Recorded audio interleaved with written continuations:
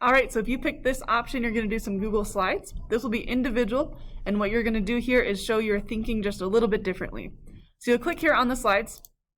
When you do that, it's going to prompt you to make a copy. All you're going to do is click that Make a Copy button, and it'll generate one for you. Up top here, really important, you're going to click that Share button first and foremost, and you're going to type in my email. Okay, so you can see it here, but you're going to type it in. So remember, I am kallison3@cherrycreekschools.org. You'll click Done and then Send and make sure that I have it. Okay, awesome. After that, you're going to come over here. So you're going to title this whatever you would like, right? Make sure it's on topic. You can put your name there if you want. Then you're going to do 3 slides. So slide number 1, your claim. What is the connection between characterization and theme? Why I like doing slides is you have options. So you can explain this with your words. We do need that. But you can put pictures in. Maybe you have other resources you want to include. Okay. Next, you're going to say, how do I know this? You're going to use anything from the scholarship jacket to show this.